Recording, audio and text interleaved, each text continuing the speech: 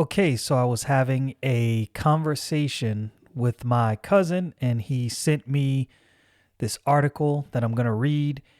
It's about Magneto. I thought it was only right that I cover this, especially since my narrative video last week was about Magneto, his origin story. Is Marvel attempting to retcon Magneto in a way that maybe won't work? Now, I don't know how you feel about Magneto.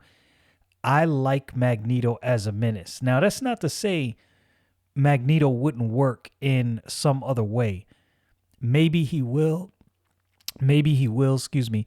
I have not read the new Magneto comic book that is out. I actually saw it when I went to the comic book store and I thought about picking it up. I might just to see how well the story flows, if it flows good at all. But there's an article on this website, thepopverse.com, and the author doesn't seem to really take too kindly to what's being done to Magneto. Now, I can definitely understand. Magneto, when I was growing up, Magneto was arguably one of my favorite villains. Something about his powers, something about the menacing nature of his character. It really made for a thrilling comic book whenever Magneto was the bad guy.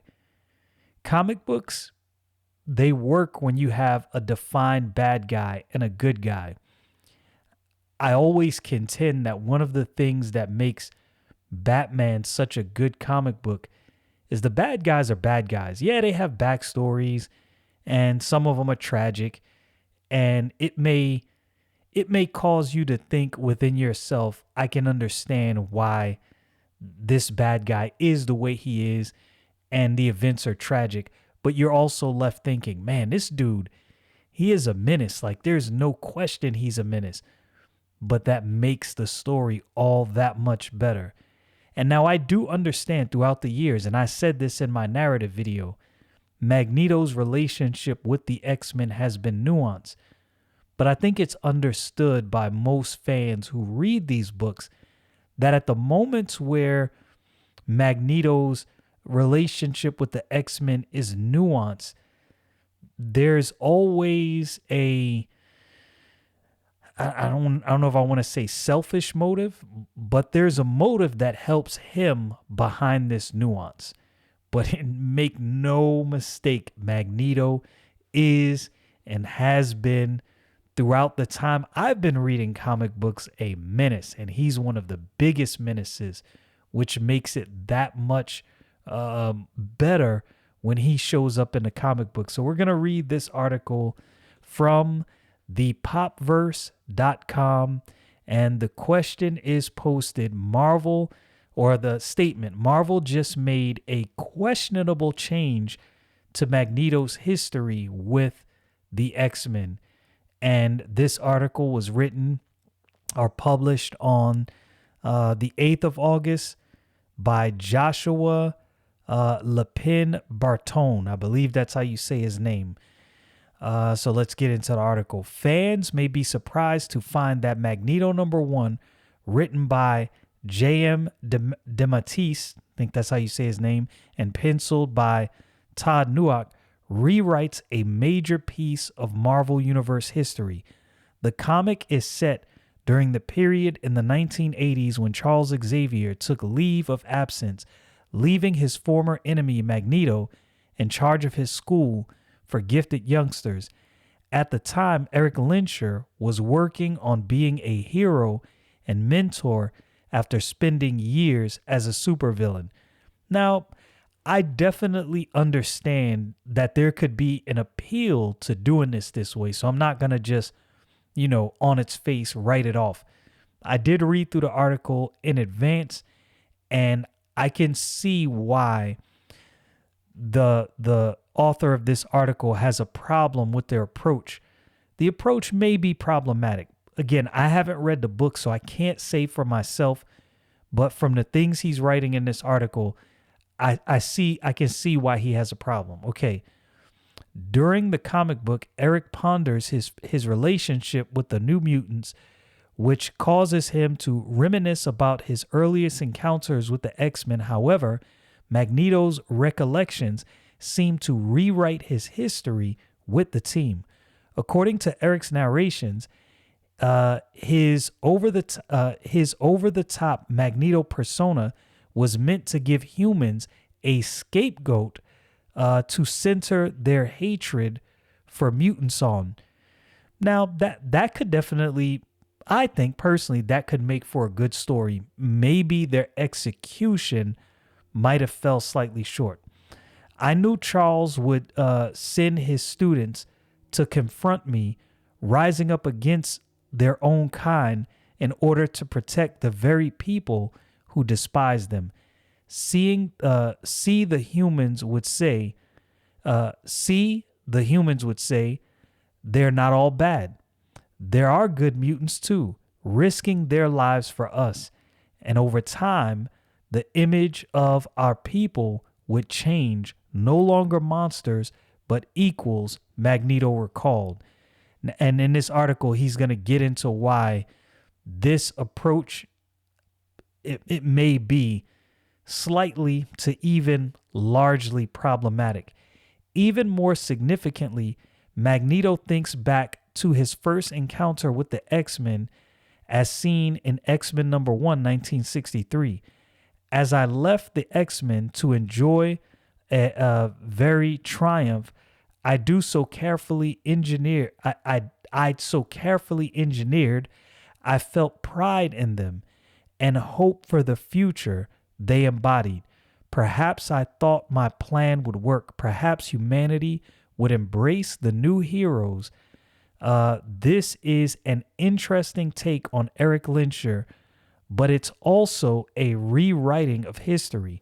Essentially, Magneto is claiming that he never truly wanted to destroy humanity. He wanted the X-Men to look like heroes so that humanity would accept mutants.